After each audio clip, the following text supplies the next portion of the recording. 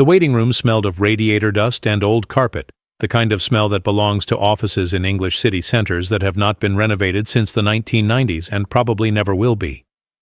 There were 3 chairs along the wall and a low table with a magazine from 4 months ago, and a small plastic plant that had not fooled anyone who ever walked past it.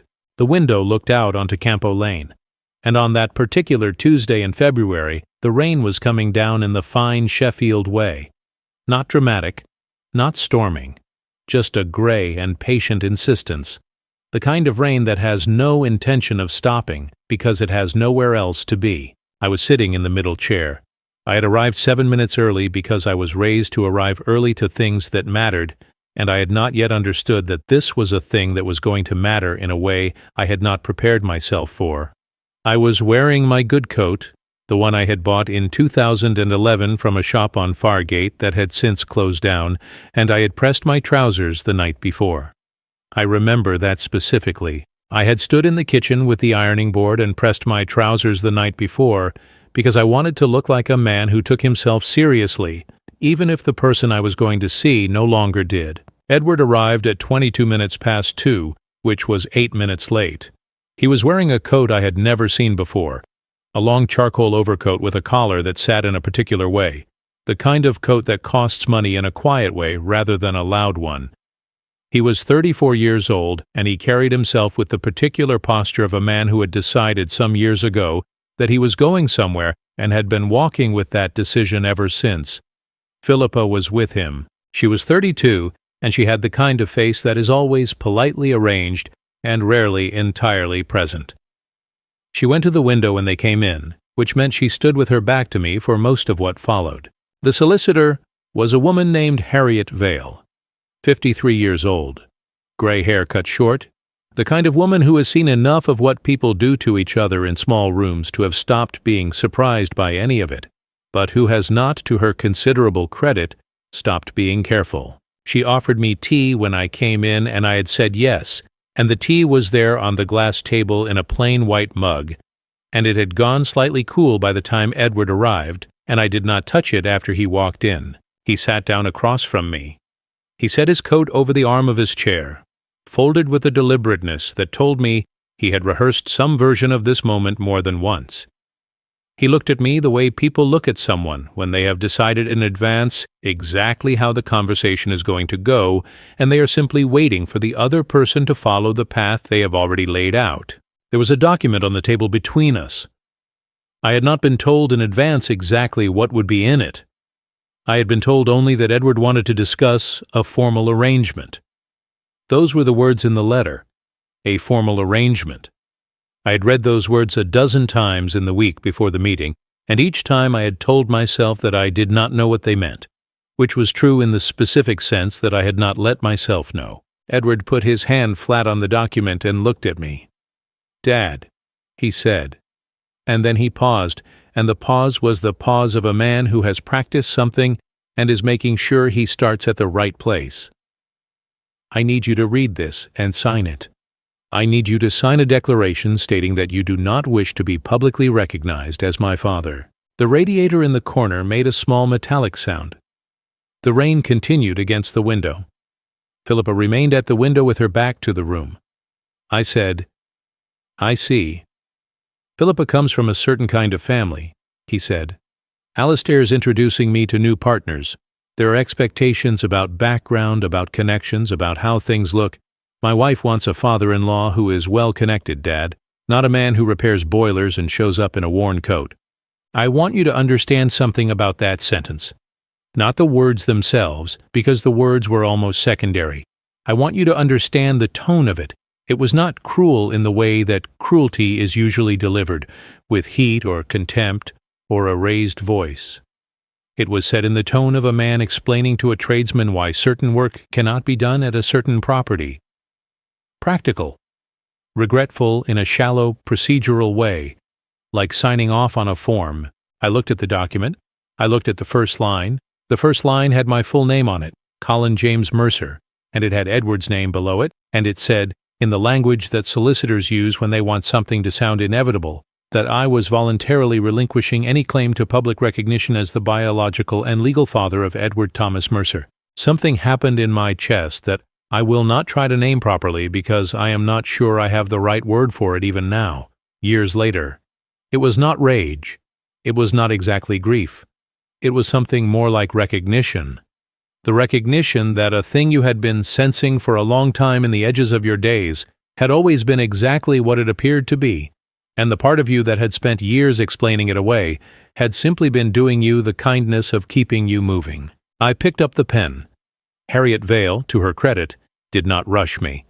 She sat with her hands folded and her eyes on the table in the manner of someone giving a person the dignity of a moment they did not choose. I read the first line again. I set the pen to the paper. I signed my name in the way I have always signed it. The same signature I used on work orders and council documents and the forms I filled in 32 years ago when I started with the maintenance company, and I said thank you to no one in particular, and I folded my copy of the document and I put it in the inside pocket of my good coat, and I stood up. I put my hand out to Edward. He shook it. The handshake lasted exactly as long as a handshake between strangers who have been introduced by a mutual acquaintance and will probably not see each other again. I nodded to Philippa. She turned from the window and gave me a small contained smile, the smile of someone completing a necessary administrative task.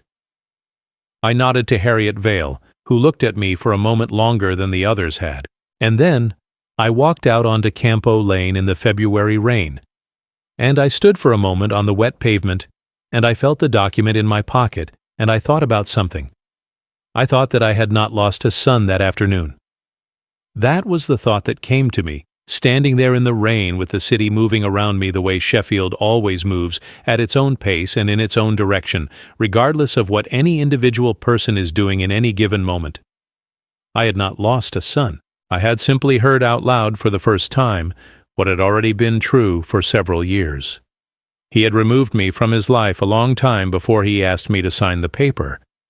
The paper was just the part that made a sound. I walked to the bus stop on Furnival Gate. I sat on the bus for 23 minutes. I got off at the corner of Wadborough Road, and I walked the last 3 minutes home in the rain, and I went inside, and I put the kettle on, and I sat at the kitchen table, and I did not cry. I sat there for a long time. The kitchen smelled of the lemon soap I always use, and the faint oil smell that never entirely leaves a man who has spent 30 years working on mechanical systems, and the kettle boiled, and I made tea, and I drank it in the chair where Marianne used to sit. That night, I put my coat on again, and I went to see Harriet Vale. Now, before I go any further, I want to stop here. I have been sitting with this story for a long time, and saying this much out loud already does something to me that I did not entirely anticipate. So, let me ask you something. Where are you watching this from right now? What city are you in? What country? Drop it in the comments because I genuinely want to know who is out there listening on an evening like this one. And what time is it where you are? Is it late? Is it early? There is always someone watching at an odd hour who has their own version of a question they have been sitting with for a while. If this story is reaching you somewhere real, leave a like. It helps more than you might think. And subscribe if you want to stay with this because there is more to tell. And the rest of it matters. Right. Let me keep going. Harriet Vale worked from a small office above a stationer's on Pinstone Street, which she had occupied for 19 years, and which looked exactly like the office of someone who had been doing careful, serious work for a long time, and had no particular interest in making it look otherwise. There was a wooden desk with a surface worn smooth in the places where papers had been moved across it for 2 decades. There were shelves with box files. There was a framed photograph of somewhere that might have been the lakes. There was a small electric heater that clicked occasionally. I told her what I wanted to do. I told her that I needed to activate the clause in the Mercer Second Start Fund that removed Edward as successor.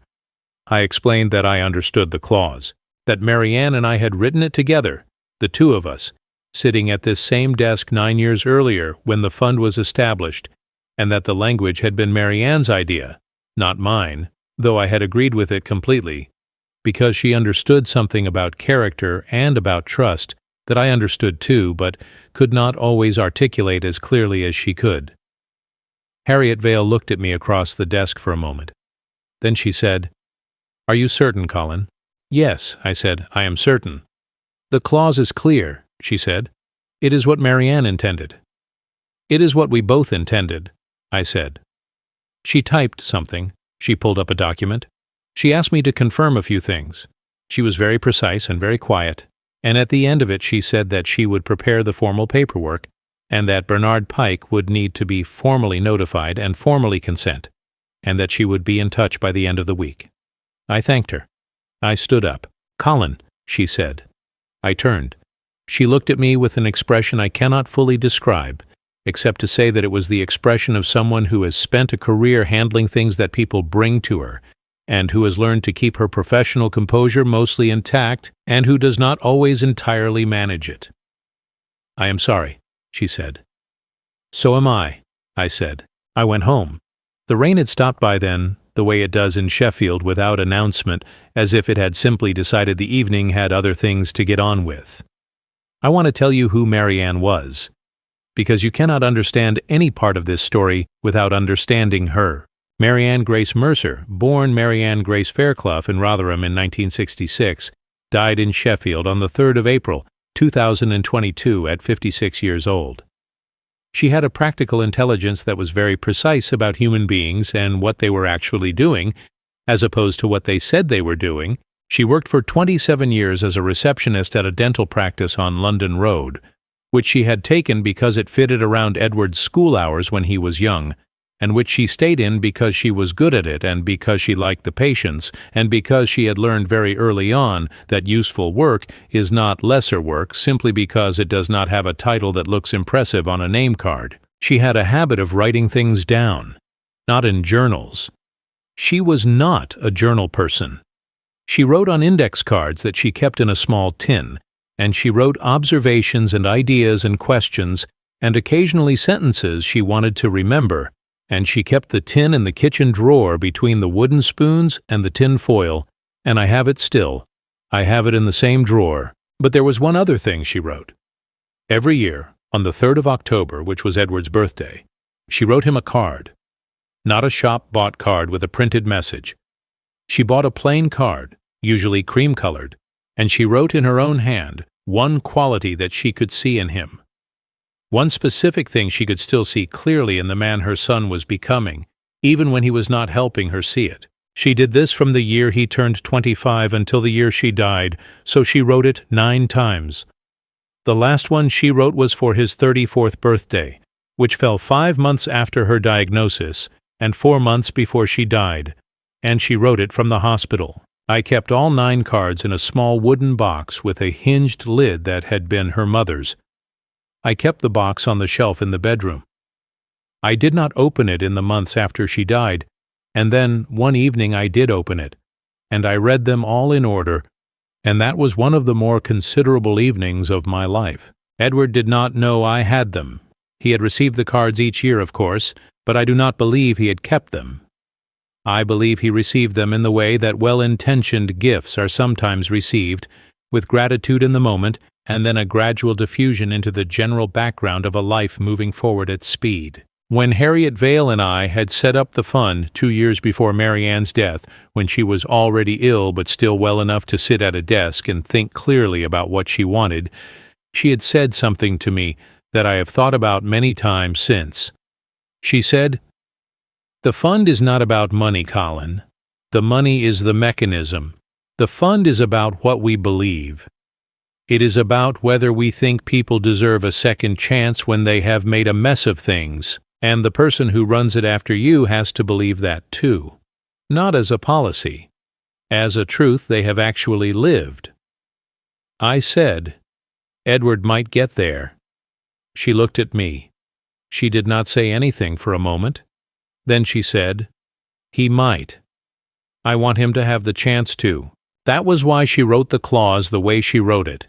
Not to punish him, not as a mechanism of control from beyond her life, but because she understood that there are some things that cannot be given to someone who is not yet ready to hold them, and that the right moment for Edward to hold this particular thing was not yet and might not come for some time, and that when it came he would need to have earned it differently than simply by being her son. I did not tell Edward the fund existed.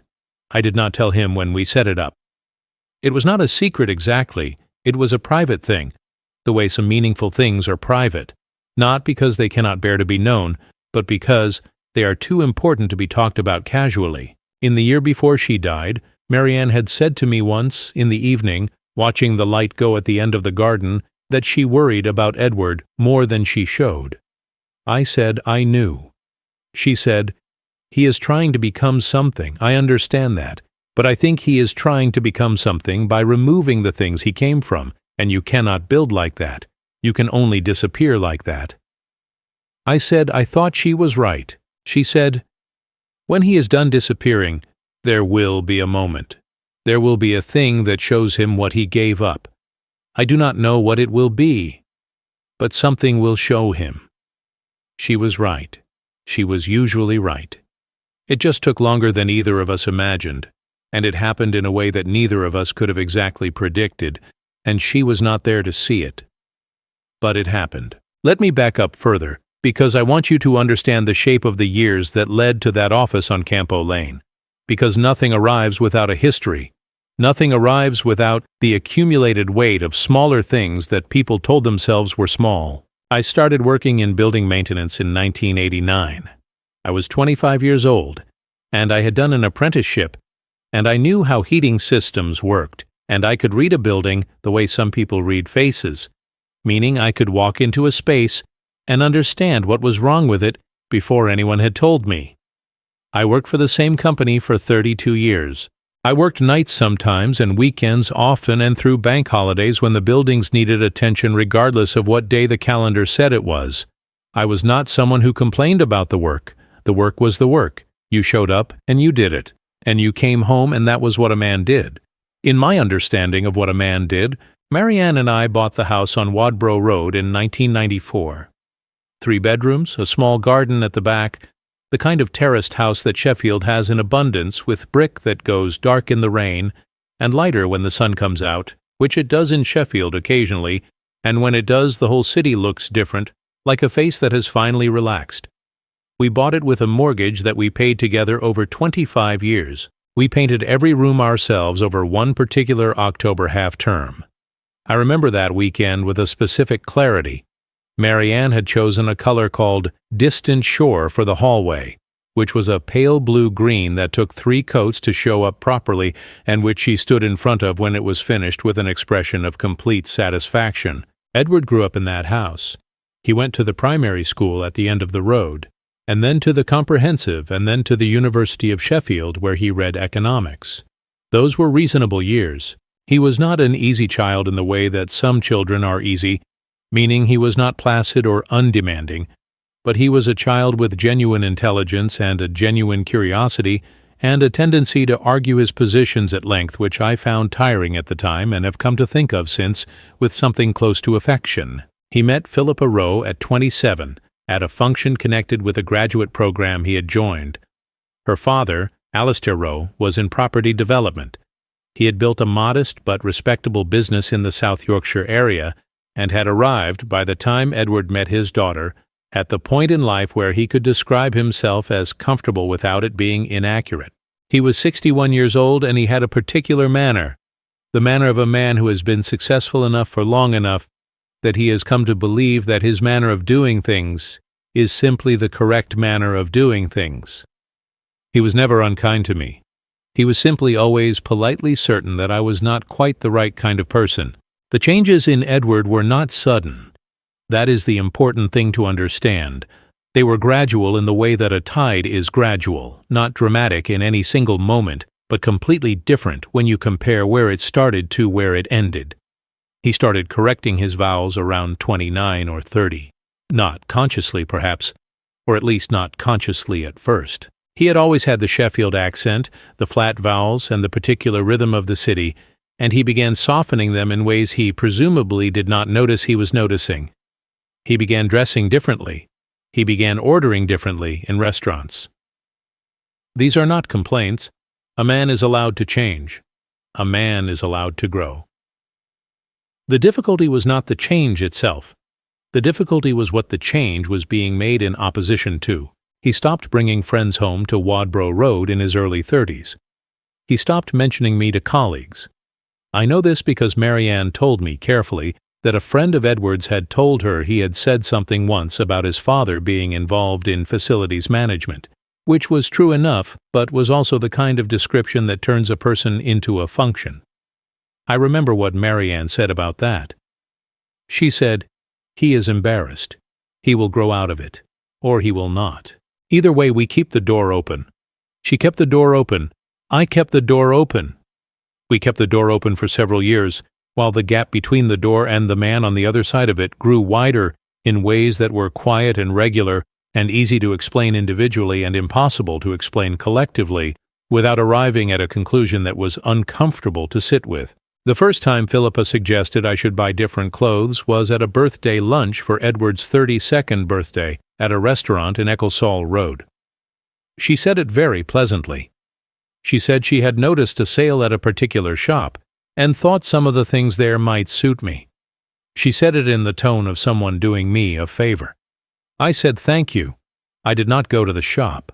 I wore the same clothes to the next event and the time after that because they were good clothes and they were mine, and I had not yet arrived at the point where I was going to alter myself in order to be comfortable to look at. Alistair Rowe came to the house on Wadborough Road once. He arrived in a car that cost more than I earn in a year, and stood in the hallway with the look of a man doing a property assessment and finding the property wanting. He accepted a cup of tea and did not finish it. He talked about a development he was planning in Rotherham. He was perfectly civil.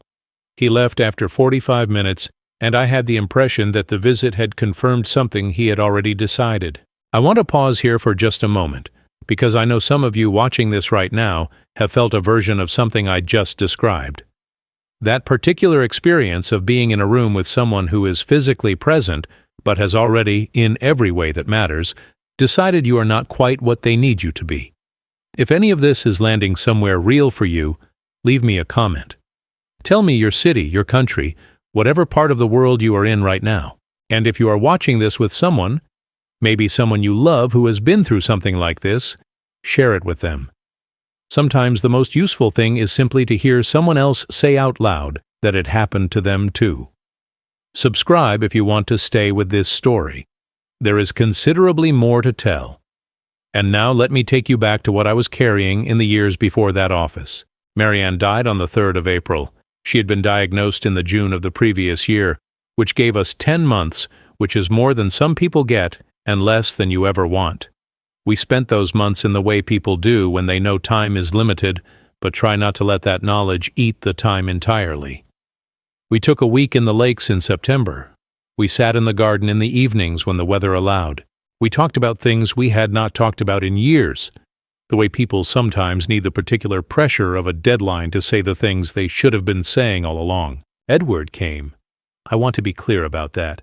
He came and he sat with her and he held her hand, and I believe he was genuinely shattered by losing her, whatever else he was doing or becoming in those years. The grief was real. I am not a man who argues about grief. Grief is one of the things that tells the truth about a person even when everything else they do does not. But Marianne's death also removed something from the space between Edward and me. She had been, without either of us naming it this way, the interpreter. The person who knew us both well enough to translate between us when translation was needed. When she was gone, we were left without that, and the gap that had been growing quietly became louder in the silence she left. In the months after her death, I received fewer calls from Edward. The Sunday calls that had been irregular became more irregular. There were weeks when I would not hear from him, and I would send a text, something short, just checking in, and he would reply with something polite and brief. I told myself that grief takes people differently.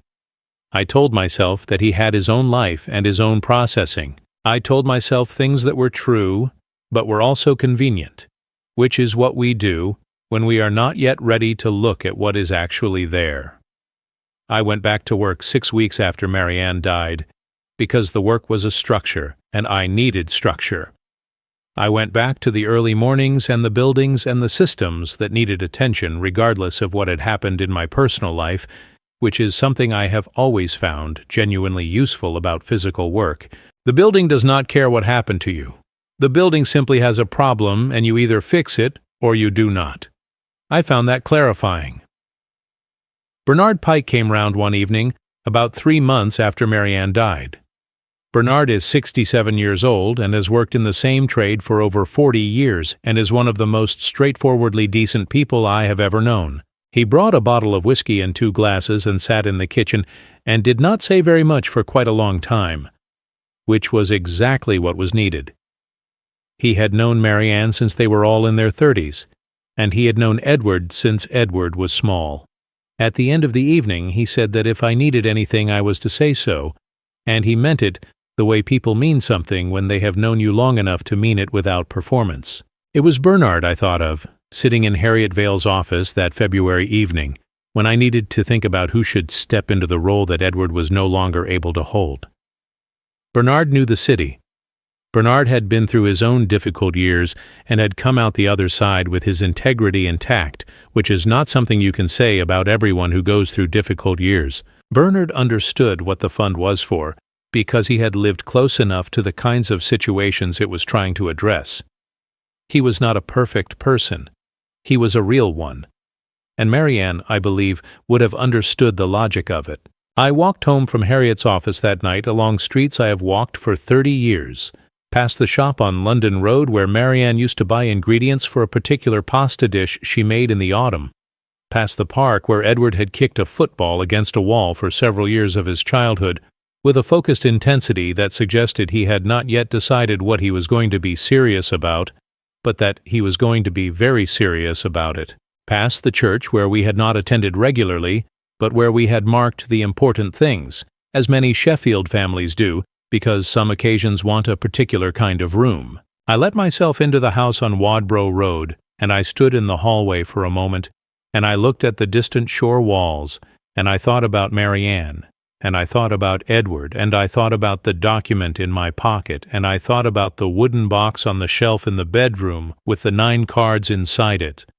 Then I hung up my coat, and I made tea, and I went to bed. I want to tell you now about the year that followed, because the year that followed is where this story actually lives.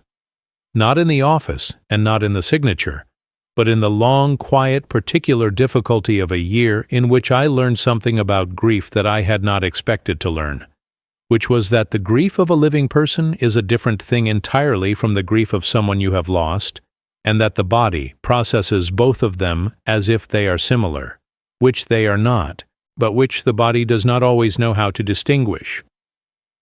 I stopped calling on Sundays. That was the first thing. I had called on Sundays for years, often with Marianne, sometimes after her death alone, and I stopped. Not dramatically, not with a speech or a declaration. I simply did not call one Sunday, and then the next Sunday came and I did not call either, and the Sunday after that. Edward did not call me. The absence was mutual, though it had different sources. I stopped sending cards. I had sent cards for birthdays and at Christmas, and occasionally for no reason at all, just a note, in the way that parents who grew up in a certain era tend to continue communicating through paper, because it was how they were taught that care was expressed with permanence. I had a stack of stamps in the kitchen drawer. I left them there. I did not attend events where my attendance would have been awkward for Edward. I had been doing a version of this already, removing myself from situations where I could sense that my presence was creating a difficulty, but now I did it without the quiet hope that something would eventually shift if I was patient enough. I did it simply because it was the truth, and I lived my life. This is the part that is perhaps hardest to explain, but that, I think, is the most important. I went to work. I came home. I walked in the park on mornings when the weather allowed. I had tea with Bernard and his wife on the occasional Tuesday evening. I joined a small community reading group that Marianne had attended and that I had never had time for when she was alive, which met in a library on Sharrow Vale Road and discussed books that I would not have chosen myself, but that I found consistently more interesting than I expected. I kept the house. I tended the garden through the spring and summer, not with enthusiasm exactly, but with the particular satisfaction of doing something well that needs doing. And I worked on the fund. because the fund, which had been Marianne's idea and which I had built the structures around and which now had Bernard as its successor, was doing things that were worth doing. We had in that year helped 9 adults between the ages of 25 and 59 to restart working lives that had been derailed by circumstances that were not entirely of their making. A man who had been made redundant at 52 and had not worked in 2 years. A woman who had lost her business when her partner had taken the money and her confidence with it, and who needed both a small grant and someone to sit in a room and tell her she was still capable. A man of 31 who had been in financial difficulty for several years and who needed help finding his way to a qualification. Ordinary situations, the kind that pass unremarked in cities full of people moving forward at various speeds. I attended the meetings, I read the applications, I sat on the panel. I knew why we were doing it because I had sat at a table with Marianne a decade ago and understood the reason in her words before I could have said it in my own. The fund was about the belief that people deserve a second chance when they have made a mess of things. It was that simple. It was also, I knew, connected to something Marianne had seen in Edward for years, the capacity to be better than he was currently being, and the hope that one day he might arrive at the place where he could hold that capacity honestly. She was not wrong about him. She was simply ahead of the timeline. It is strange to say that a year of absence was one of the more instructive years of my life. Strange because it was also a hard year, and hard years are not usually the ones you look back on with gratitude in the immediate aftermath. But there is a particular kind of clarity that comes from removing yourself from a situation you have been trying to manage for a long time. When you stop arranging yourself around someone else's discomfort, you begin to see the shape of things more accurately. Edward's discomfort with me had not begun when he met Philippa. That is something I came to understand more fully in that quiet year, sitting with the evidence of the past and allowing it to add up properly. The discomfort had begun earlier, in his mid-20s, as his understanding of what he wanted his life to look like began to solidify. Philippa had not created the impulse. She had simply provided a structure within which it could be acted upon more completely. He had been a bright child. I said this already, and I want to say it again because I want to be accurate. He was genuinely intelligent and genuinely interested in the world, and those qualities had not gone anywhere. They had simply been redirected into the project of becoming a particular kind of man in a particular kind of world, and the project had required certain modifications. The modifications had included me. I thought about specific moments a great deal that year. There is something that grief and loss do to memory, both kinds of grief and both kinds of loss, which is that they make the past more vivid, as if the events are being illuminated from behind by the knowledge of where they were heading. I found myself thinking about evenings when Edward had been in his late 20s, coming home for dinner, sitting at the kitchen table with the same ease he had always had in that kitchen, and then something would happen, a phrase I used, or the way I held my mug, or the particular Sheffield flatness of a word, and I would see something cross his face, something small, not contempt exactly, more like a private note to himself. A small cataloging of a thing he was trying to move past. I had noticed it at the time and told myself it was nothing, which is something I'm not proud of. Not because I should have done something dramatic about it then, but because I think the habit of telling yourself that things are nothing, when your instincts are telling you that they are something, is a habit that costs you in the long run. It cost me in the long run. Not catastrophically, but steadily. Bernard came round for tea on a Thursday in September of that year, 9 months after the signing. I had not told him very much about what had happened, only the essential outlines, because Bernard is the kind of man who does not require a great deal of context before he understands a situation, and who does not ask for more detail than is necessary. We were sitting in the kitchen, and he said, without preamble, the way he tends to approach things, "Have you heard from Edward?" "No," I said. He was quiet for a moment. Then he said, "And he does not know about the fund." "He does not know about the fund," I said. Bernard wrapped both hands around his mug. He looked at the table for a moment. "She was something," he said. He meant Marianne. "The clause, that was her." "Yes," I said. She understood him. Bernard said, better than he understood himself at the time. She understood most people better than they understood themselves, I said. It was occasionally inconvenient. Bernard smiled at that.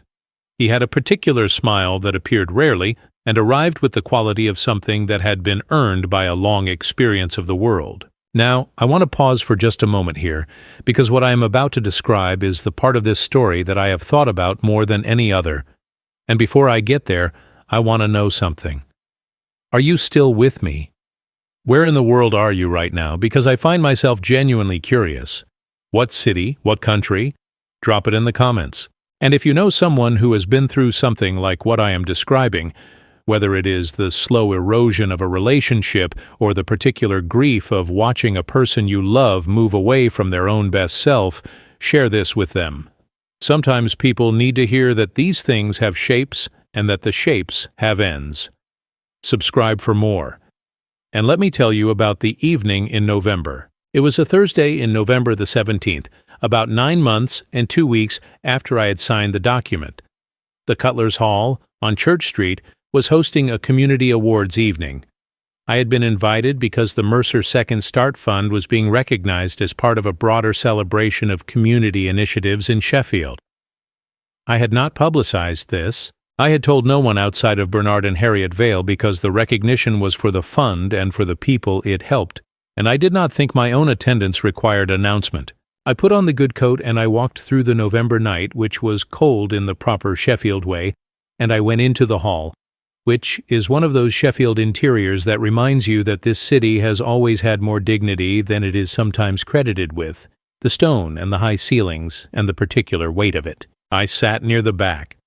Bernard was there, and he introduced me to 2 people who had been through the fund program and who came to these things, they told me, because they wanted to see it continue and because they felt it was important to be present for it. There was a woman of 47 who had used the fund 3 years earlier to retrain after a long period of unemployment that followed a difficult divorce. She spoke with a directness and a lack of sentimentality about the experience that I found moving in the way that honest things are moving, without performance. There was a man of 53 who had started a small joinery business with the support of the fund and who was doing well enough that he had recently taken on an apprentice, which was, he said, the thing he was most proud of. I listened to people speak about the fund. I heard Marianne's name. It was said correctly. Marianne Mercer, wife of Colin Mercer, whose idea this was and whose values it continues to reflect. I sat with that for a moment. And then I saw Edward. He was standing near the door with a glass of water, which suggested he had arrived recently, and he was wearing a dark jacket and no tie, and his face had an expression I had not seen on it for some time. The expression of a person who has walked into a room and encountered something they were not prepared for. He had not known he was coming here. He had known he was attending the evening, perhaps brought by a colleague or by some other connection, but he had not known that this was the evening where the Mercer Second Start Fund was being discussed. Or perhaps he had not made the connection between the name and anything in his own history. I watched him. I watched him from across the room, from my seat near the back, and I watched him begin to understand. I watched him hear the name Mercer.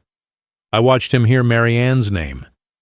I watched him see Bernard Pike at the front of the room, being introduced as the successor to the fund's stewardship. I watched his face do something that I can only describe as a series of small arrivals, each one bringing a piece of information that had to be absorbed before the next one could land. He did not see me for a while. The room was full enough, and I was far enough back that I was not immediately visible. He stood near the door with his water, and he listened to Bernard speak with the particular straightforwardness that Bernard brings to everything, about what the fund did and why it existed and what Marianne had understood about people who needed a second chance, and how she had insisted that the language of the fund reflect that understanding in every decision it made.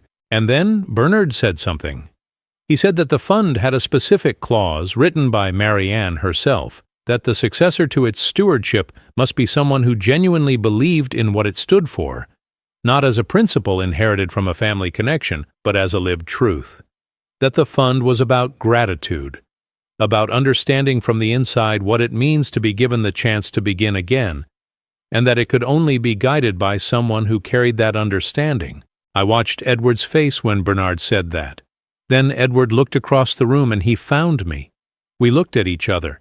He was 34 years old and standing in a room full of people who were talking about his mother with respect and warmth, and he had a document in his life with his signature and my signature on it that said he did not publicly recognize the man sitting near the back as his father. And the man sitting near the back was sitting near the back in a room where his mother's name was being treated as something worth honoring.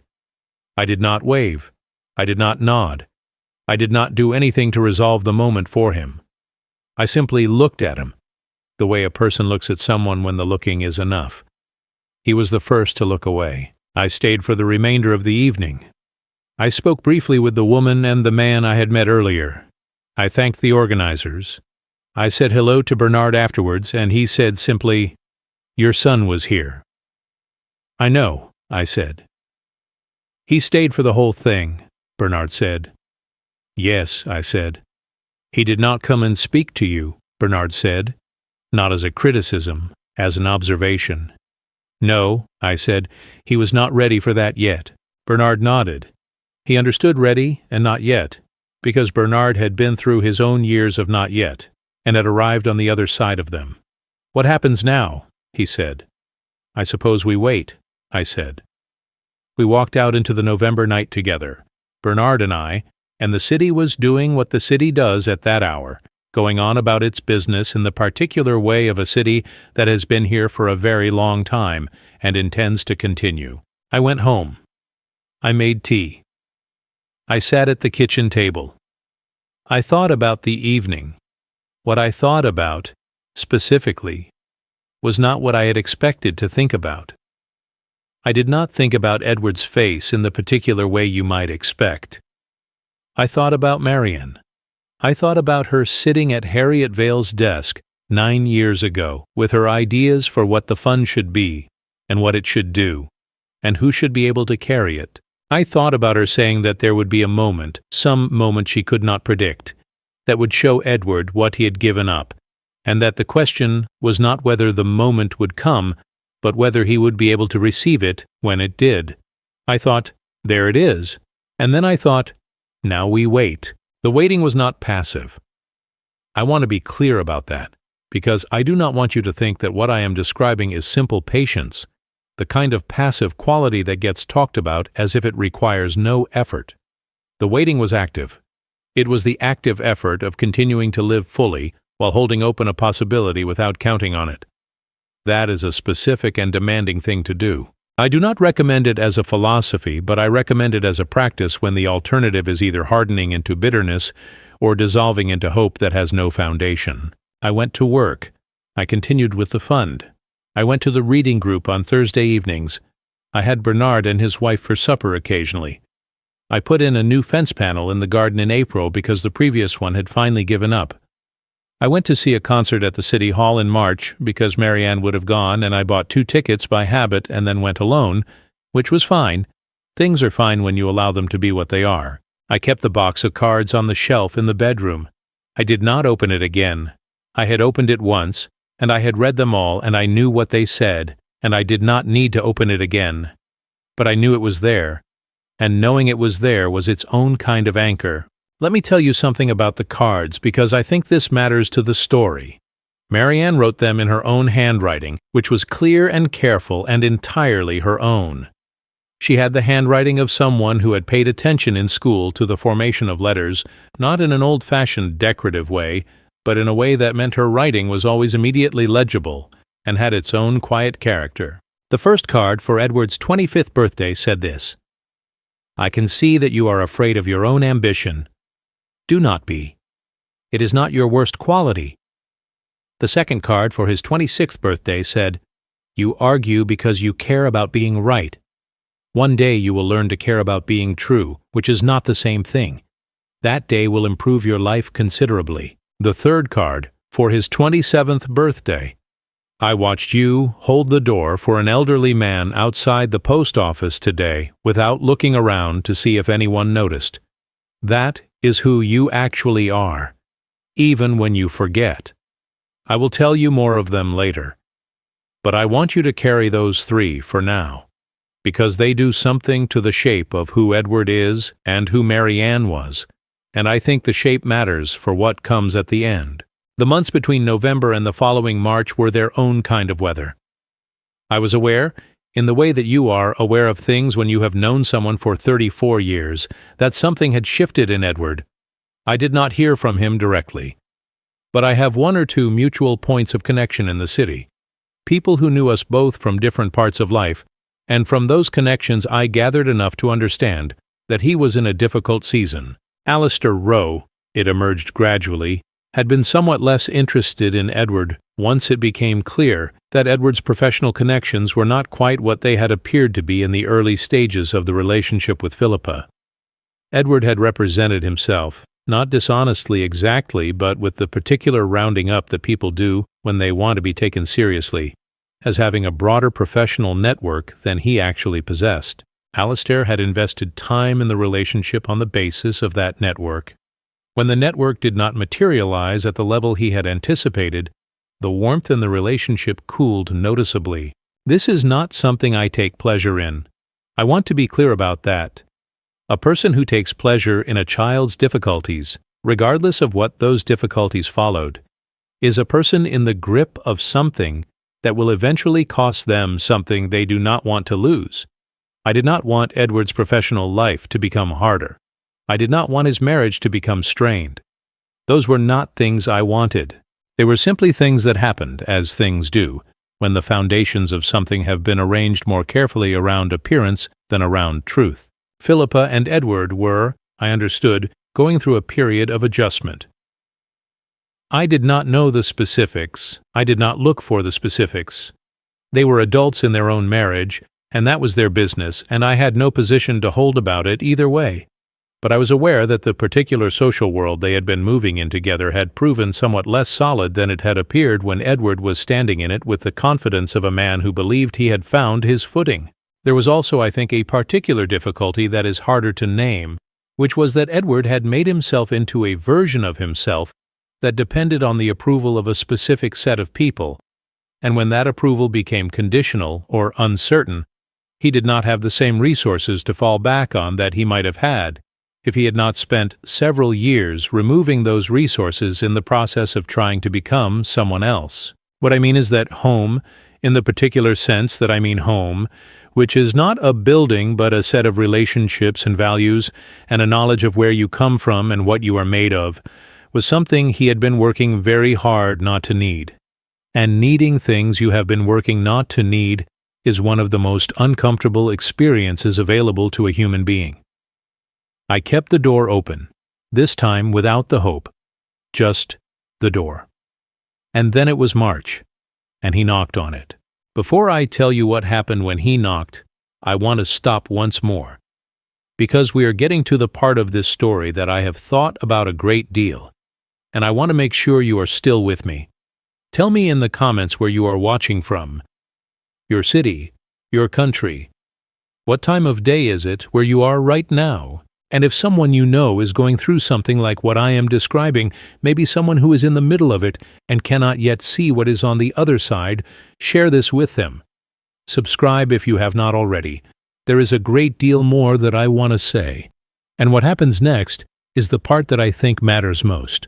He arrived on a Tuesday evening in March, a cold, clear night, the kind Sheffield sometimes produces in early spring, as if to remind you that spring has not entirely committed yet. He knocked at the door of 42 Wadborough Road at 7:30 in the evening. I was in the kitchen reading a book about the history of Sheffield's steelworks, which I had picked up from the reading group and which was proving more interesting than I had anticipated. I heard the knock, and I went to the door and I opened it, and he was standing on the step without a coat, which suggested he had not planned this visit at length, and he was holding a piece of paper that I recognized immediately as a copy of the document we had both signed 14 months earlier. He looked older than the last time I had seen him at close range, which had been across a room in November. Not old in the chronological sense, older in the sense that a face looks older when something in it has been working very hard for a while. I said, "Edward." He said, "Can I come in?" I stepped back from the door. He came in, he stood in the hallway, on the distant shore walls, and he looked around the hallway in the particular way of someone who has not been somewhere for a long time and is registering both the familiarity and the distance. I went to the kitchen. I put the kettle on. I heard him follow me through the hallway and into the kitchen and sit down at the table, in the chair he had always sat in when he was at home, without being invited to sit. I made the tea. I set 2 mugs on the table. I sat down across from him. He put the document on the table between us. He looked at it for a moment. He looked at me. "I found out about the fund," he said. "I know," I said. "You removed me from it," he said. "When you signed this?" "Yes," I said. He was quiet for a moment. He said, "I did not know it existed." "No," I said. "Mum never told me," he said. "She wanted you to arrive at it rather than simply inherit it," I said. "That was the idea." He looked at the mug in front of him. He wrapped his hands around it the way people do when they need something to hold. "There was a clause," he said. "There was a clause," I said. "She wrote it," he said. "It was not quite a question." "We both agreed to it," I said. "But yes, the language was hers." He was quiet for a long moment. Outside, on Wadborough Road, a car passed. The heating system made a small sound, the familiar sound of a heating system that has been properly maintained and does its work without drama. "I came," he said, "because I want to know if there is any way back." I looked at him. 34 years old. My son. Sitting in his mother's chair in his mother's kitchen in the house where he grew up, with a document in his hands that had his own signature and mine on it, and a question he was asking that I had not known whether he would ever ask. "Back to what?" I said. He looked up. "To being your son," he said. I reached across the table. Not to take the document.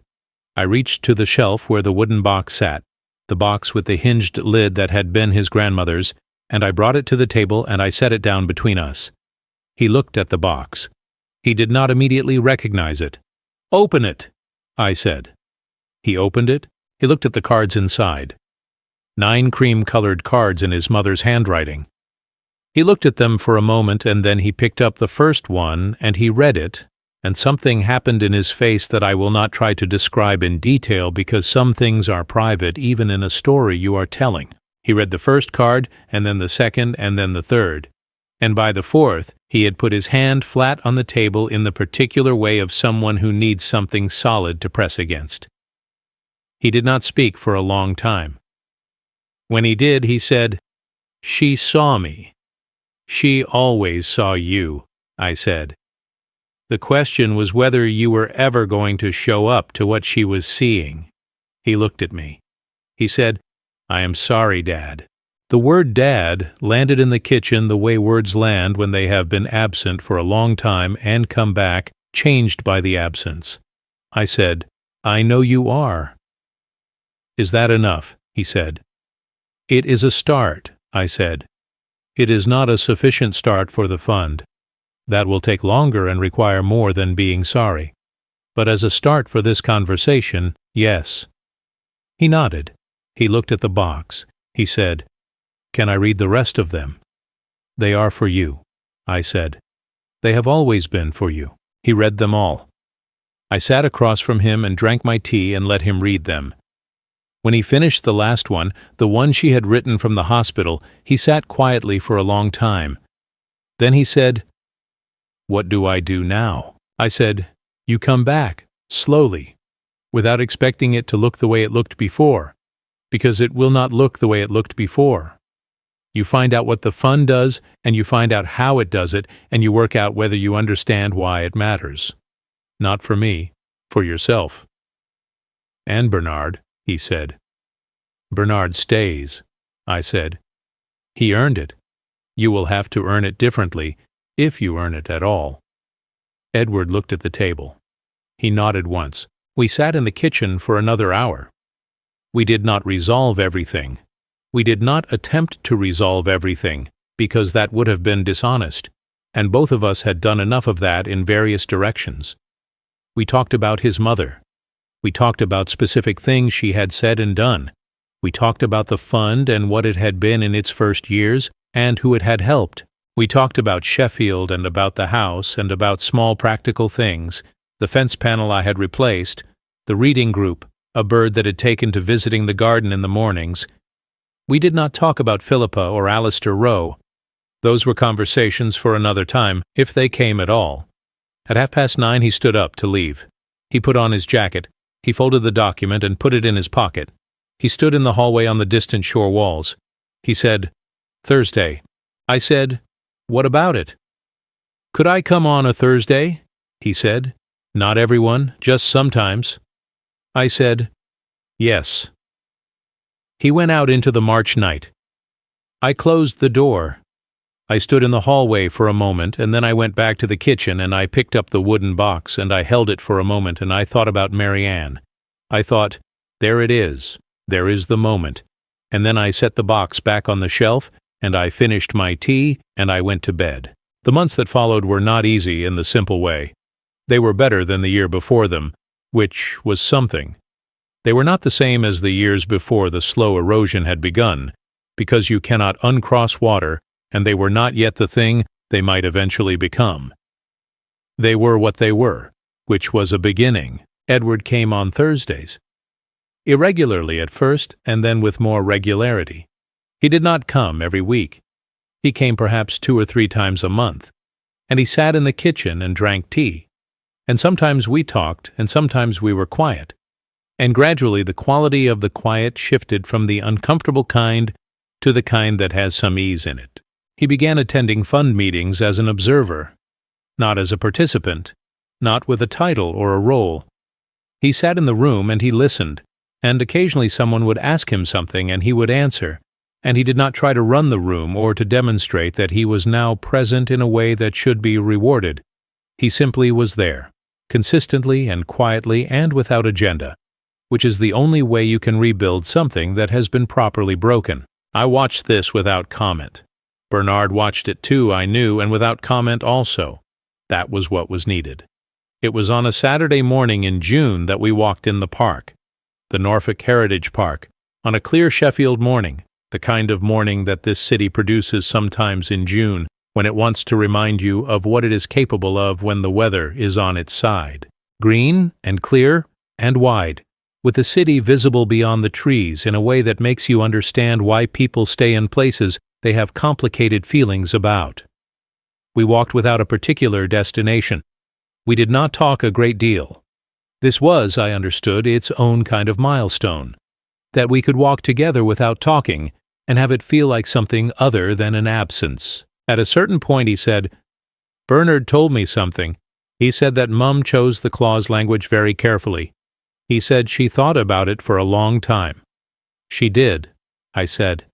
"He said she wanted to give me the chance to earn it," Edward said. "Yes," I said. "Rather than just inherit it," he said. "That was the idea," I said. He was quiet for a moment. We walked on. A dog passed us going the other way, belonging to a woman of perhaps 60, who nodded at us in the Sheffield manner. Then he said, "I think I understand what she was doing." I said, "Good." We walked on. The morning held. Sheffield went about its business in the distance, doing what it has always done, getting on with things without making too much of it, which is something I have always admired about this city, and which I think is in some way the shape of the best thing that can be said about a person, too. My son asked me to sign a paper saying I was no longer his father. I signed it, because on that afternoon in February I understood something that has not changed since. Fatherhood does not die when a son denies a name. It does not require permission to exist. It does not go anywhere when a door closes on it. It simply waits, with the particular patience of something that was built to last, for the moment when the person on the other side of the door is ready to open it again. And when he opened it, I was there. Not because I had no pride, but because my pride was not the thing that mattered most. Marianne knew that. She wrote it in her own handwriting, in cream-colored cards, 9 times over 9 years, in the hope that one day he would be ready to read what she had already seen. She was not wrong about him. She was right about all of it. She usually was. There is a particular kind of work that happens in the silences between people who are trying to find their way back to each other.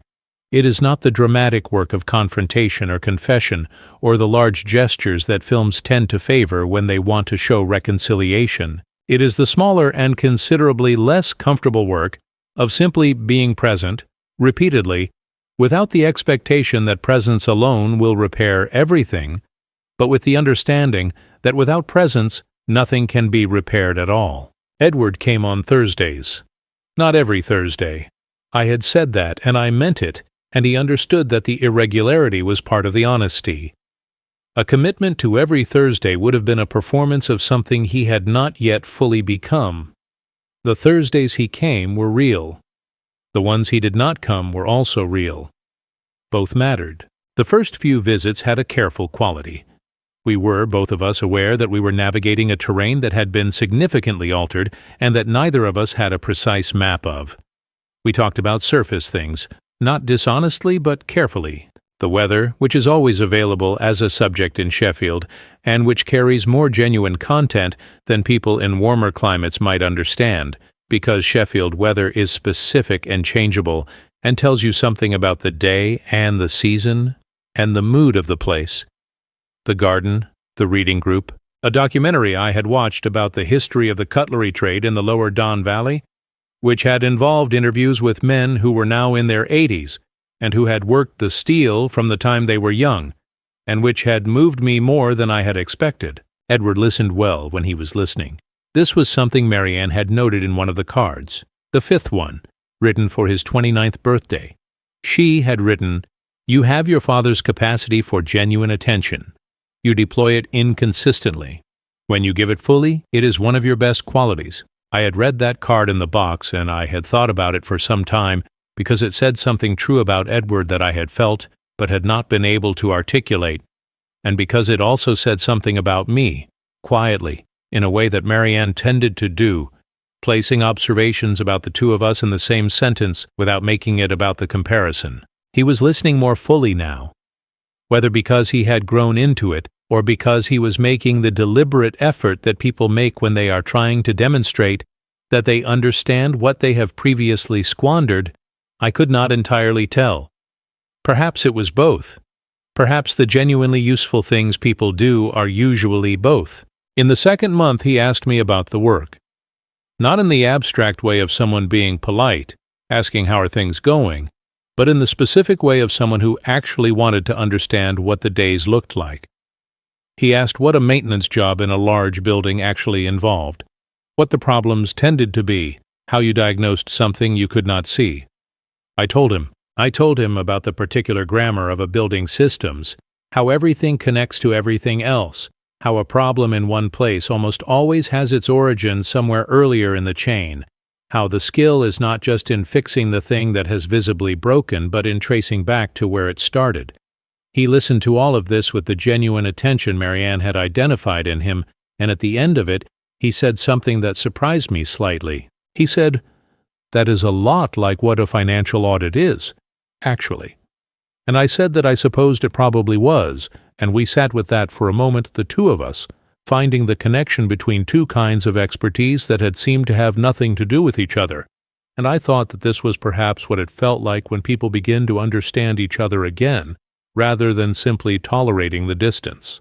The fun meetings he attended were on the second Wednesday of each month, in a room above a community center on Sharrow Vale Road. He sat in the back row the first time. The second time he sat in the middle. By the fourth meeting he was sitting at the table, still without a formal role, still without speaking unless directly asked, but present in the full sense of the word rather than the partial one. I watched him in those meetings the way a person watches something they have been waiting to see without being certain it was coming. I did not watch obviously, or with the expression of someone recording evidence. I simply attended to the room, as I always did, and he was part of the room, and I could see what was happening in him as he sat and listened to the cases and the discussions. The cases were always specific, always individual. A man of 41 who had been out of work for 3 years following a period of serious illness and who had a specific professional background that needed updating before any employer would look at him.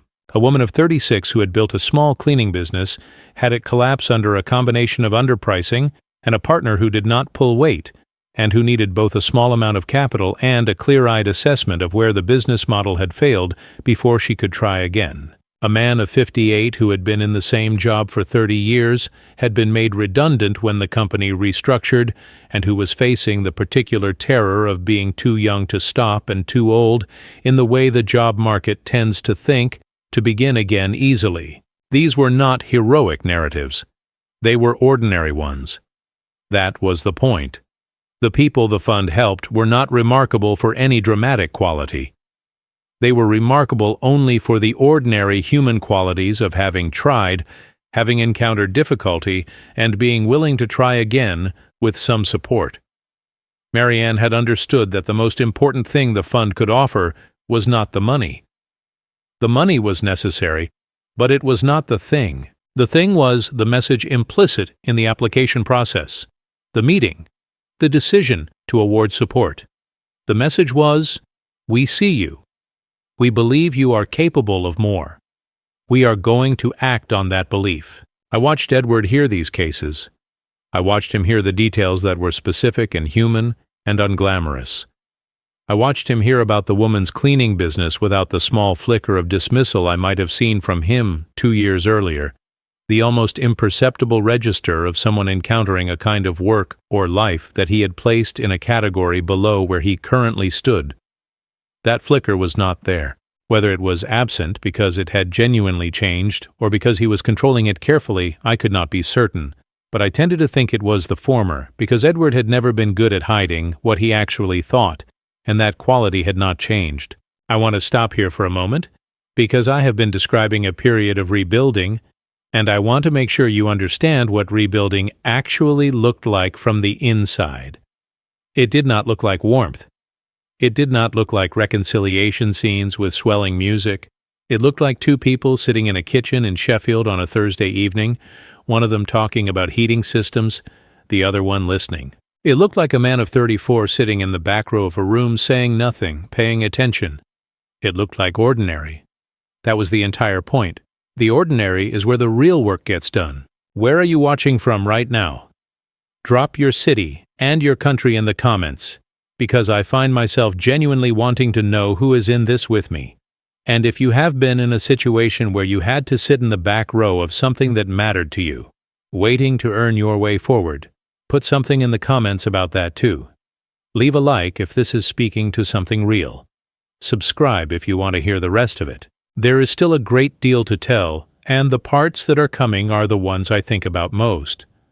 Let me tell you about Philippa, because she is part of this story, and I do not want to tell the story in a way that removes her from it, because that would not be honest, and it would not be fair. Philippa was 32 years old when Edward came back to Wadborough Road.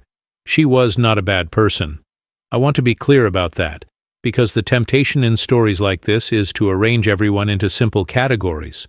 The person who was wrong, and the people who were wronged, and the reality is always more complicated than that arrangement allows for. Philippa had come from a specific world with specific values that had been formed by that world, and those values were genuinely hers, not a performance. She believed sincerely that connections and reputation and the management of appearances were important things. She had been raised to believe this. She had seen it work, in the sense that her father had built something successful partly through attention to these things, and she had concluded, reasonably enough from her experience, that they were the reliable tools of a good life. The difficulty was not that she held these values. The difficulty was that Edward had adopted them wholesale without examining whether they were also his, and in doing so had created a version of himself that depended on the continuing validity of those values, and when that validity became uncertain, he had very little else to stand on. I did not know for a long time what was happening with Edward and Philippa in the months that followed his visit in March. This was not my business in the direct sense, and he did not volunteer information about it, and I did not ask. Some things you wait to be told. It was on a Thursday in May, 4 months after the March visit, that he mentioned her. We had been talking about something else, the reading group, I think, or a program about architecture that I had been watching, And he said, in the way of someone saying something they have been working up to for some time, "Philippa and I are working some things out." I said, "All right." He said, "She did not understand why I came back here. She thought it was about the fund, about whether I could be reinstated." "Is that what you told her?" I said. He was quiet for a moment. "At first," he said, "because it was easier than the truth." "And the truth," I said. He wrapped his hands around his mug. He looked at the table. "The truth is that I miss this kitchen," he said. "I miss this specific kitchen and this specific chair, and the way the heating makes that sound. And I missed you. Even after everything I did to make sure I would not have to miss you, I missed you." I said nothing for a moment. Then I said, "What did Philippa say when you told her that?" "She said she did not understand it," he said. "She said she had never missed her parents' house. She said she had moved forward, and that was what you were supposed to do." I thought about that. I thought about Alistair Rowe and the particular emotional geography of a family in which moving forward had been the primary value, and the place you came from had been treated as something to be departed from rather than carried. I thought about what it would be like to grow up in that geography and to genuinely not understand why someone would miss a modest terraced house on Wadborough Road, because no one had ever taught you that modest terraced houses could be worth missing. I said, "She is not wrong that moving forward matters. She just has a different idea of what moving means." Edward looked up. This was, I think, not what he had expected me to say. He had perhaps expected me to be pleased that Philippa did not understand, or to say something that confirmed a division between them. I did not feel that division. I felt something more like sadness for a woman who had been given a very efficient set of tools, and had never been shown what could not be built with them. "Do you think it can work?" he said. He meant the marriage. "I think that is between you and her," I said. "It is not mine to have an opinion about." "But if you had to have one," he said. I looked at him. "I think," I said, "that people can change what they understand. I know that because I am watching you do it. The question is whether she wants to, and whether you both want it enough to do it together. That I cannot tell you." He nodded. He drank his tea. We moved on to other things. I learned over the months that followed that they were seeing a counselor together, which I thought was a sensible and honest thing to do. I did not ask about the specifics. Edward mentioned it once, and then did not mention it again for some time, and I let that be what it was. Alistair Rowe. I did not see at all. His relevance to Edward's life had diminished in the way that relevance tends to diminish when the practical exchange that sustained a relationship becomes less certain. Edward did not speak of him often, and when he did, it was with the careful neutrality of someone who is still working out what they think. What I thought about Alistair Rowe was this, and I did not say this to Edward because it was not the right time. A man who builds his generosity around what someone can offer him is not practicing generosity. He is practicing investment. The two can look identical for a long time, and the difference only becomes visible when the expected return fails to materialize. This is not a unique failing.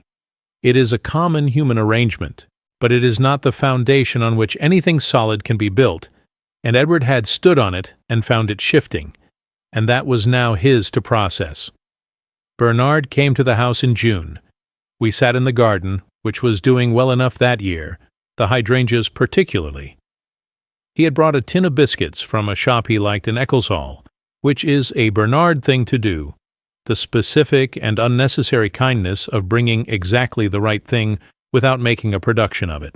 We sat in the garden chairs and drank tea, and ate the biscuits, and talked about the fund and about the community center, and about a man of 49 who had just completed the 3rd month of his retraining program, and who had written a short note to the fund saying that he was now working again, and that the support had given him not just the practical means, but what he called the permission to try again, which was the phrase that had stayed with me, because I thought it was one of the more accurate descriptions of what the fund was actually providing. Bernard said, "Edward is coming on." "Yes," I said. "He asked me about a specific case last week. Bernard said. "The woman with the cleaning business. He had some thoughts about the business model assessment." "They were good thoughts," I said. "That does not surprise me." "He did not offer them as opinions," Bernard said. "He offered them as questions. He said, 'I was wondering about this. Do you think this is relevant?' That was the right way to do it." I thought about that, about Edward learning to offer something as a question rather than an assertion, about what it costs a person of his particular intelligence and particular pride to restructure their contributions that way, about what it meant that he was doing it. "Mary Ann would be glad," Bernard said. "Yes," I said. "She would be insufferably pleased about it," Bernard said. "She would not show it, but she would be insufferably pleased." I laughed. For the first time in this telling, I want you to know that I laughed, and that it felt like something opening rather than something closing.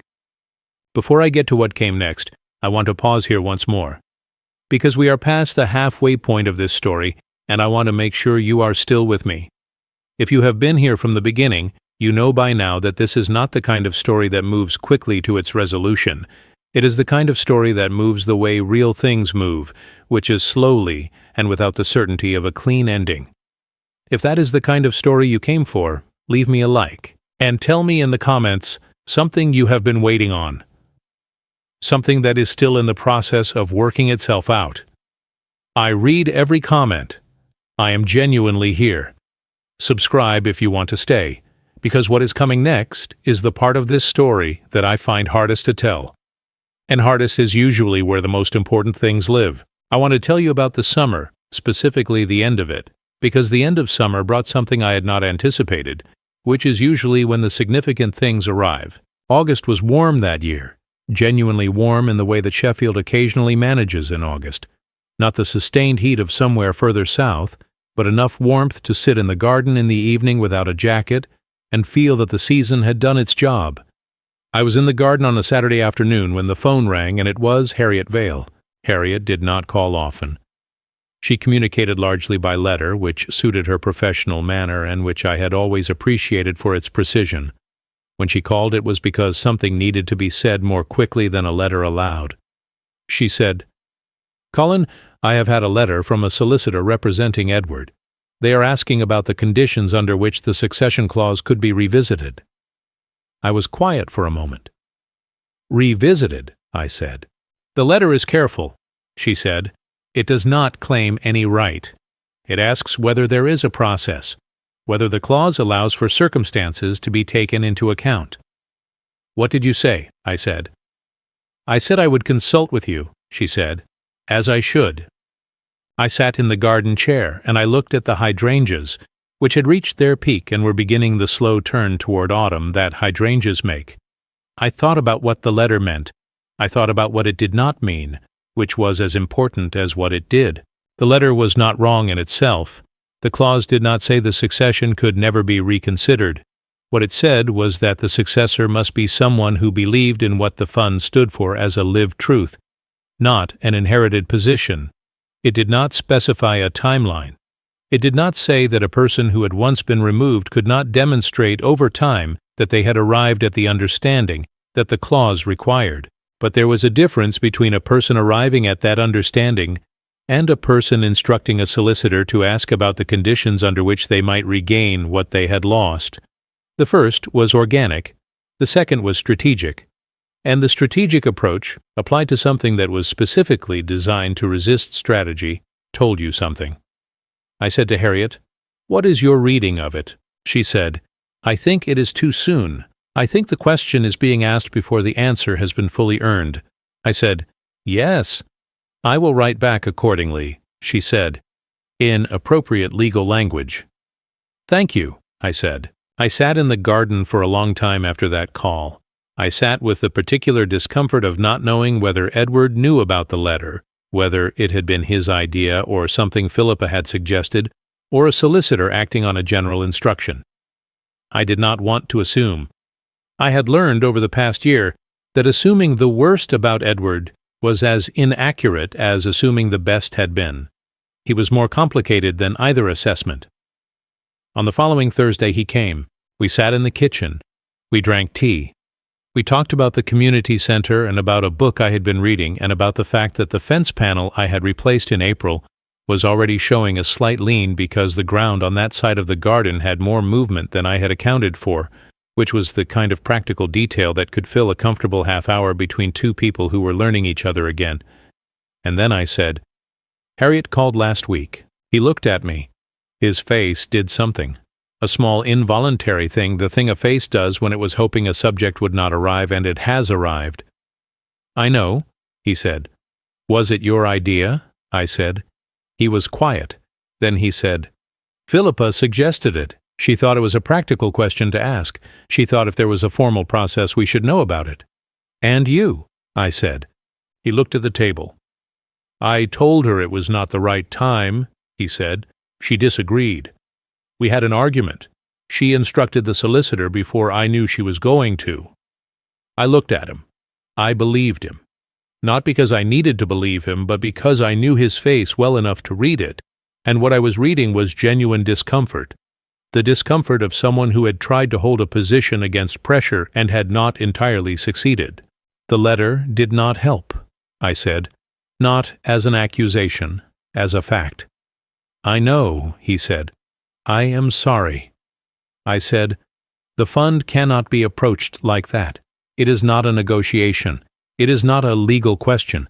It is a question about what a person understands and whether they have shown it through their actions over time.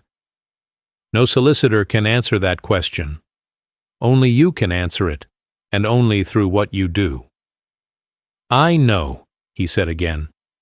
"Does Philippa understand that?" I said. He was quiet for a moment. Then he said something that was, I think, the most honest thing he had said in any of our Thursday conversations. He said, "Philippa understands a great deal of things, but she understands them through the framework of what can be obtained and by what mechanism. She does not always understand that some things cannot be obtained. They can only be deserved." I thought about that. About what it meant that he could now see and articulate the difference between obtaining and deserving. About how far that was from the man who had sat across from me in an office on Campo Lane with a document and a rehearsed voice. I said, "Are you still seeing the counselor?" "Yes," he said. "Good," I said. We did not talk about it further that evening. We drank our tea, and he helped me look at the fence panel, and we discussed whether the ground needed compacting or whether the post needed replacing entirely, and we concluded jointly that the post was the problem and that replacing it was the correct approach, and we made a loose plan to do it the following weekend if the weather held. The weather held. We replaced the post on a Saturday morning in late August, the two of us, in the back garden of 42 Wadborough Road. It took about 2 hours. There is a particular kind of quiet that sits between two people doing physical work together, a companionable quiet that does not require filling, and we worked in that quiet for most of the morning. At one point Edward was holding the post steady while I compacted the ground around the base, and he said, without looking up, "I remember helping you fix the garden wall when I was about 12. You let me mix the cement." "I remember," I said. "I put too much water in," he said. "You did," I said. "We had to start again." "You did not make anything of it," he said. I said, "You were 12. It was cement." He was quiet for a moment. He said, "I think about that a lot, actually, how you handle things like that, without the big speech." I said, "What would the speech have been for?" "I do not know," he said. "I just think about how different it would have felt." We finished the post. We stood back and looked at it. It was straight and solid in the way that a properly set post is, which is a satisfying thing to see when you have done the work correctly. Edward put his hands in his pockets and nodded at it, and I saw, briefly, the 12-year-old who had mixed too much water into the cement and watched his father start again without making anything of it.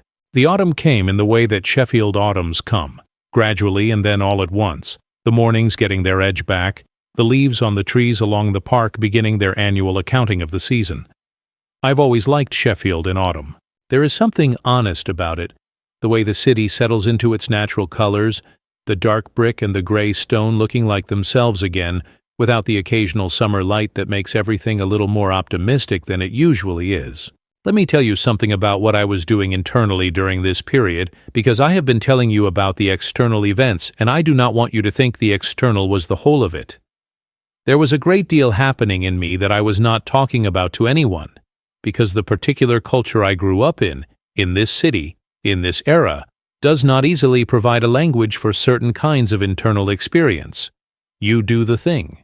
You carry the rest. What I was carrying, specifically, was the ongoing process of deciding what I believed about forgiveness, not in the abstract theological sense, because that is a language I have access to but which has never entirely been my first language, in the practical sense.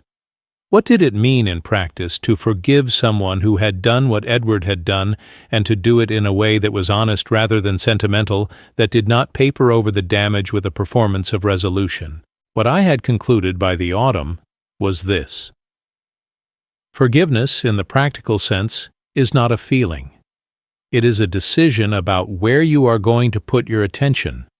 You can spend your attention on the wrong that was done, and there is a version of justice in that, a version of truth-telling that has its own dignity, or you can spend your attention on what is possible now, given what happened, and there is a different version of truth in that, which is about refusing to let the worst moment define everything that follows. I had made the second choice. Not because the wrong did not matter.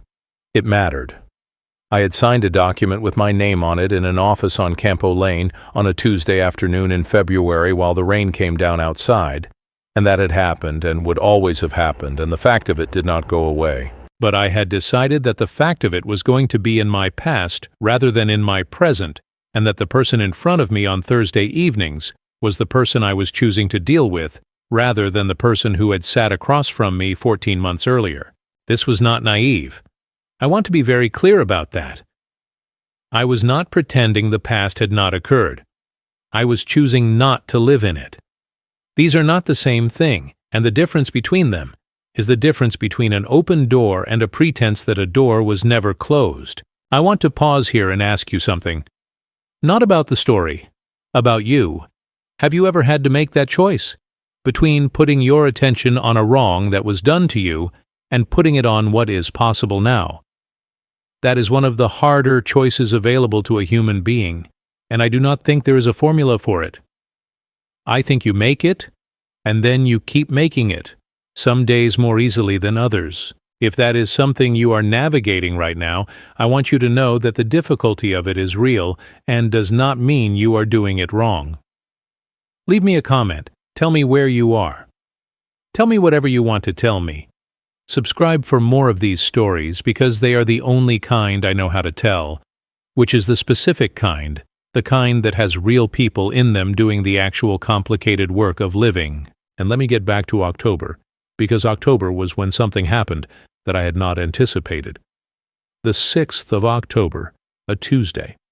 I came home from work at 5:30 in the afternoon to find a card on the mat inside the front door. A cream-colored card in an envelope with my name on it in handwriting I did not immediately recognize and then did, because it was a handwriting that had some of its mother's quality in it. Not identical, but related.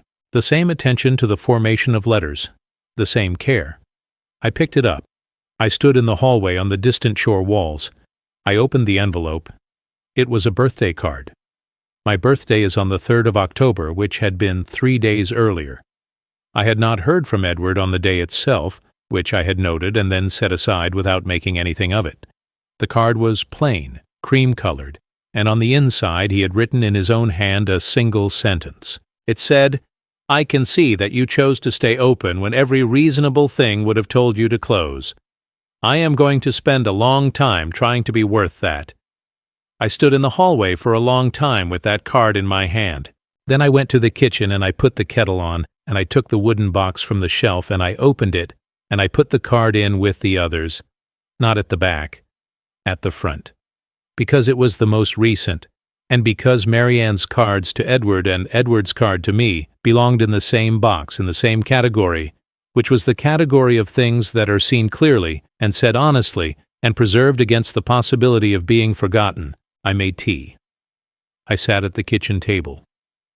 Outside, Sheffield was doing what it does in early October, the evenings shortening, the temperature dropping to the honest autumn level, the streets going about their business. I thought about Mary Ann. I thought about her saying there would be a moment, that something would show him, that she did not know what it would be, but it would come. I thought, she would have liked that card. She would have read it and said nothing for a moment, and then she would have put it down and gone to make something in the kitchen, and I would have known, because I knew her, that she was quietly more pleased than she was going to say. I thought, I wish you were here for this. I think you would find it satisfying in exactly the right way. Not triumphant, not sentimental, just right. Just the thing arriving when it was ready to arrive. I sat at the kitchen table until the tea went cold, and then I made more tea, and I sat a while longer.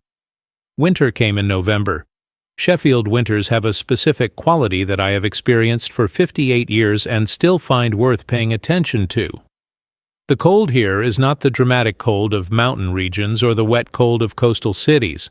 It is a settled, factual cold, the cold of a city built at elevation between hills, where the wind comes down off the moors and reminds you that there is open country very close to where you are, and that the country does not particularly care about your central heating. I have always found it clarifying. I want to tell you about the winter, not because the winter is the subject, but because the winter is the context for what happened in it, and context is almost always what makes the difference between a fact and a truth.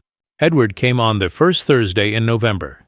He had been coming more regularly since the fence post repair and since the card, and there was a quality to the visits now that was different from the early ones, less careful, less consciously navigated. We were not, I want to be clear, back to any version of what we had been.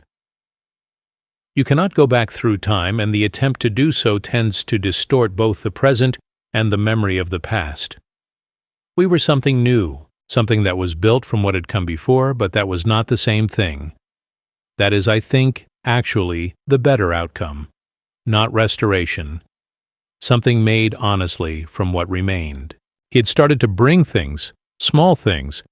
The first time he brought a packet of the specific tea I preferred, which he had noticed I was running low on. The second time he brought a book he had been reading and thought I might find interesting. A history of Sheffield's industrial development in the 19th century that turned out to be genuinely absorbing. The third time he brought nothing except himself, which was the right thing to bring. The Thursday evenings in November had a particular rhythm. He would arrive at around 6:30. I would have the kettle already on, not because I was waiting anxiously, but because 6:30 is when I make tea, regardless. We would sit in the kitchen. We would talk about specific things. The fund, which came up regularly now, not because he was hoping to be reinstated, but because he had become genuinely interested in the cases and in the mechanisms. His work, about which he was speaking more openly than he had in the years when his work was part of the identity he was constructing. The house, the garden, the ongoing negotiation between what I wanted to do to it and what my back was willing to cooperate with. He mentioned Philippa occasionally. The counseling was continuing. They were, he said, in a different place than they had been, which could mean many things, and which I took to mean what it seemed most directly to mean, that things were difficult, but that they were working at it. I did not press. What happened between Edward and Philippa was for Edward and Philippa to navigate, and whatever came of it I would deal with from where I actually stood, which was as a man who had made the decision to put his attention on the possible rather than the fixed. Bernard and I had lunch in October at a pub in Sharrow, the kind of pub that has been there for a very long time and makes no particular effort about it, which is the kind I prefer. We talked about the fund and about 2 new applications that had come in and about an organization in Rotherham that was interested in creating something similar and wanted to talk to us about the model. This was a development I found interesting and which Mary Ann, I thought, would have found interesting in a particular way. The way she found interesting any evidence that the thing she had imagined was replicable, that it was not specific to one place or one family, but carried in it something transferable. Bernard asked over the soup, whether Edward had said anything more about the succession. I said that the solicitor's letter in August had been, as far as I understood, Philippa's initiative and not Edward's, and that Edward had not raised the subject since, and I did not expect him to. Bernard said he will not raise it directly. He understands now that raising it directly is the wrong move. I said, I know. He is playing a longer game, Bernard said, not as a criticism, as an observation. He is learning patience. Yes, I said.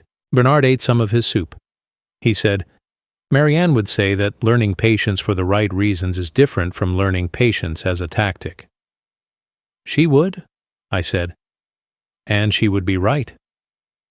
Which is he doing? Bernard said. I thought about the birthday card. I thought about the fence post and the 12-year-old who had mixed too much water into the cement and the man who had remembered that 30 years later and what he had said about what he remembered. I thought about the way he sat in the fund meetings now, genuinely attending rather than performing attendance. I think he started as a tactic, I said. I think it became something else. Bernard nodded. He finished his soup. He said, That is how most things become real. They start as something else. I want to stop here for a moment because what I am about to describe is the point in this story where my understanding of something changed, and I want to make sure I tell it right. Where are you right now? What part of the world? Drop it in the comments. And if you are someone who has been learning patience for the right reasons, or trying to, tell me about that too. There is something valuable in knowing that other people are doing the same difficult work. Subscribe if you are not already here. Leave a like if this story is giving you something.